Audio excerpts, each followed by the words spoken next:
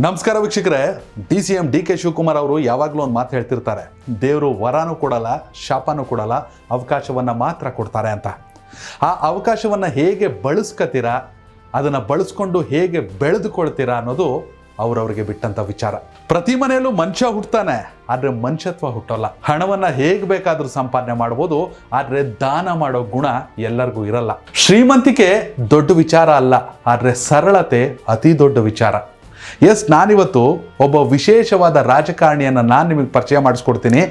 ರಾಜಕಾರಣಿ ಅಲ್ಲ, ಜನಪ್ರತಿನಿಧಿ ಅಥವಾ ಜನನಾಯಕ ಅಂದರೂ ತಪ್ಪಾಗೋದಿಲ್ಲ. ಆದರೆ ಇವರು ನಮ್ಮ ರಾಜ್ಯದವರಲ್ಲ, ನೆರೆಯ ತೆಲಂಗಾಣ ರಾಜ್ಯದವರು. ತೆಲಂಗಾಣದಲ್ಲಿ ಕೂಡ ಕಾಂಗ್ರೆಸ್ ಸರ್ಕಾರ ಇದೆ. ರೇವಂತ್ ರೆಡ್ಡಿ ಅಲ್ಲಿ ಮುಖ್ಯಮಂತ್ರಿ ಆಗಿದ್ದಾರೆ.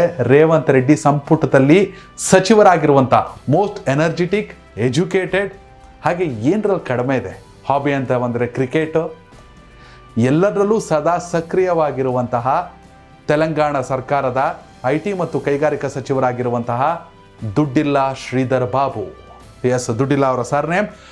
ಶ್ರೀಧರ್ ಬಾಬು ಅವರು IT ಮತ್ತು ಕೈಗಾರಿಕಾ ಸಚಿವರು. ಅವ್ರ ತಂದೆ ಕೂಡ ಆಂಧ್ರ ಪ್ರದೇಶದ ರಾಜಕೀಯದಲ್ಲಿ ಸಾಕಷ್ಟು ಸದ್ದನ್ನು ಮಾಡಿದ್ರು. ಅವ್ರ ಹೆಸರು ದುಡ್ಡಿಲ್ಲ ಶ್ರೀಪಾದ್ ರಾವ್. ಶ್ರೀಧರ್ ಬಾಬು ಅವರು ಇದೀಗ ಇಡೀ ದೇಶದಲ್ಲೇ ಅತಿ ಹೆಚ್ಚು ಸದ್ದನ್ನು ಮಾಡ್ತಿರುವಂಥ ಸಚಿವರಾಗಿರೋದು ತೆಲಂಗಾಣ ರಾಜ್ಯಕ್ಕೆ, ಆದರೆ ಸದ್ದು ಮಾಡ್ತಿರೋದು ಇಡೀ ದೇಶದಲ್ಲಿ ಅಷ್ಟೇ ಅಲ್ಲ, ಇಡೀ ವಿಶ್ವದಲ್ಲಿ. ಯಾಕೆಂದರೆ ಸ್ವಿಟ್ಜರ್ಲ್ಯಾಂಡ್ನ ಡಾವೋಸ್ನಲ್ಲಿ ನಡೆದಂತಹ ವಿಶ್ವ ಆರ್ಥಿಕ ಸಭೆಯಲ್ಲಿ ಅವರು ಮಂಡಿಸಿದಂಥ ಭಾಷಣ ಇಡೀ ತೆಲಂಗಾಣವೇ ನಿಬ್ಬೆರಗಾಗಿ ನೋಡೋಂಗೆ ಮಾಡ್ತು. ಇಡೀ ರಾಜಕೀಯ ವಲಯವೇ ನಿಬ್ಬೆರಗಾಗಿ ನೋಡೋಂಗೆ ಮಾಡ್ತು. ತೆಲಂಗಾಣ ರಾಜ್ಯವನ್ನು ವಿಶ್ವದ ಅಂದರೆ ಗ್ಲೋಬಲ್ IT ಸೆಕ್ಟರ್ ಆಗಿ ನಾನು ಮಾಡ್ತೀನಿ ಅಂತ ಶಪಥವನ್ನು ಮಾಡಿರುವಂಥ ವ್ಯಕ್ತಿ ಇವರು. ಸರಿ, ಇವ್ರಿಗೆ ಯಾಕಪ್ಪ ಇಷ್ಟೊಂದು ಬಿಲ್ಡಪ್ಪು ಅಂತೀರಾ? ಅಲ್ಲೇ ಇರೋದು ಮಜಾ. ಈ ವಿಶೇಷವಾದ ವ್ಯಕ್ತಿತ್ವವನ್ನು ನಿಮಗೆ ಪರಿಚಯಿಸಲೇಬೇಕು ಅಂತ ನಾನು ಈ ವಿಡಿಯೋ ಮಾಡ್ತಿರೋದು. ಈತ ಮೋಸ್ಟ್ ಪಾಪ್ಯುಲರ್ ಮಿನಿಸ್ಟರ್ ಇನ್ ತೆಲಂಗಾಣ. ಆದರೆ ಇವರಿಗೆ ಹೆಚ್ಚುವರಿ ಅಧಿಕಾರಿಗಳಿಲ್ಲ, ಸೆಕ್ಯೂರಿಟಿ ಇಲ್ಲ, ಪ್ರೋಟೋಕಾಲ್ ಮೇಂಟೈನ್ ಮಾಡಲ್ಲ. ಇನ್ನೂ ಸರಳತೆ ಅಂದರೆ ಈ ಮನುಷ್ಯಂಗೆ ಡ್ರೈವರೇ ಇಲ್ಲ. ಆಂಧ್ರದ IT ಮತ್ತು ಕೈಗಾರಿಕಾ ಸಚಿವರಾಗಿರುವಂತಹ ಶ್ರೀಧರ್ ಬಾಬು ಅವರ ಬಳಿ ಒಬ್ಬ ಕಾರು ಚಾಲಕ ಕೂಡ ಇಲ್ಲ.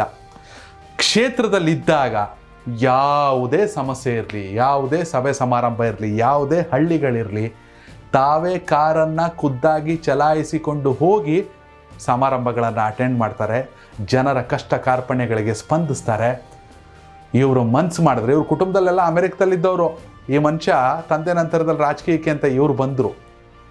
ಈ ಮನುಷ್ಯನ ಇಂಗ್ಲೀಷ್ ನೋಡ್ಬಿಟ್ರೆ ತಲೆ ಕೆಡಿಸ್ಕೊಬಿಡ್ಬೇಕು, ಆ ಮಟ್ಟಕ್ಕೆ ಈ ಮನುಷ್ಯನ ವಿದ್ಯೆ, ವಿವೇಕ, ವಿನಯ ಎಲ್ಲವೂ ವಂಡರ್ಫುಲ್. ಆದರೆ ಸಿಕ್ಕಿರೋ ಅವಕಾಶವನ್ನು ಅಧಿಕರವಾಗಿ ದುರುಪಯೋಗ ಪಡಿಸ್ಕೊಳ್ಳದೆ ಕೇವಲ ಸೇವೆಯಾಗಿ ಮಾಡ್ತಿದ್ದಾರೆ ನೋಡಿ, ಅದು ಇವರ ಸರಳತೆ.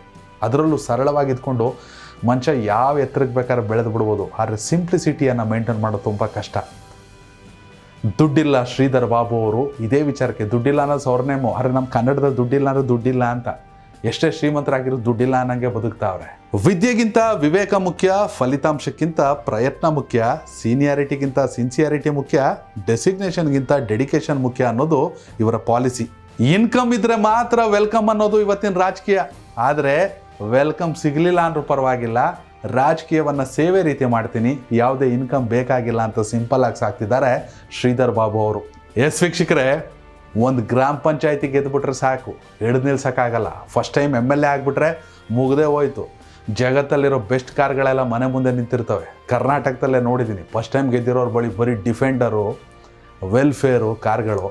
ಆದರೆ ಈ ಮನುಷ್ಯ ಸಿಂಪಲ್ಲಾಗಿ ಡ್ರೈವರ್ನು ಇಟ್ಕೊಳ್ಳದೆ ತಾವೇ ಕ್ಷೇತ್ರದಲ್ಲಿ ಅಡ್ಡಾಡ್ತಾ ಇದ್ದಾರೆ. ಇಂಥ ಸಚಿವರುಗಳು ನಮ್ಮ ರಾಜ್ಯಕ್ಕೂ ಬೇಕು. ನಮ್ಮ ರಾಜ್ಯದಲ್ಲಿ ಇಲ್ಲ ಅಂತ ನಾನು ಹೇಳ್ತಾ ಇಲ್ಲ, ಸಾಕಷ್ಟು ಜನ ಇದ್ದಾರೆ. ಸಂತೋಷ್ ಲಾಡ್ ಇದ್ದಾರೆ, ಸಾಕಷ್ಟು ಜನ ಇದ್ದಾರೆ, ತುಂಬ ಸಿಂಪಲ್ಲಾಗಿ ಬದುಕ್ತಾರೆ, ಸಾವಿರಾರು ಕೋಟಿಗಳ ಒಡೆಯರಾಗಿದ್ದರೂ ಕೂಡ. ಈ ಸರಳತೆ ಇದ್ದಾಗ ಮಾತ್ರ ಸಮಾಜ ಸೇವೆ ಅತ್ಯುತ್ತಮವಾಗಿ ಸಾಗೋಕೆ ಸಾಧ್ಯ ಅನ್ನೋದು ನನ್ನ ಭಾವನೆ. ವೀಕ್ಷಕರೇ, ದುಡ್ಡಿಲ್ಲ ಶ್ರೀಧರ್ ಬಾಬು ಅವರು ಅಂದರೆ ಶ್ರೀಧರ್ ಬಾಬು ಅವರು ತೆಲಂಗಾಣದ IT ಮತ್ತು ಕೈಗಾರಿಕಾ ಸಚಿವರಾಗಿರುವಂಥ ಶ್ರೀಧರ್ ಬಾಬು ಅವರು ಜನಪ್ರತಿನಿಧಿಯಾಗಿದ್ದಾರೆ, ಜನನಾಯಕನಾಗಿದ್ದಾರೆ, ರಾಜಕಾರಣಿ ಆಗಿಲ್ಲ. ಇಂತಹ ಜನಪ್ರತಿನಿಧಿಗಳ ಬಗ್ಗೆ ನೀವು ಕೂಡ ನಿಮ್ಮ ಅಭಿಪ್ರಾಯನ ಕಾಮೆಂಟ್ ಮಾಡಿ. ಧನ್ಯವಾದಗಳು.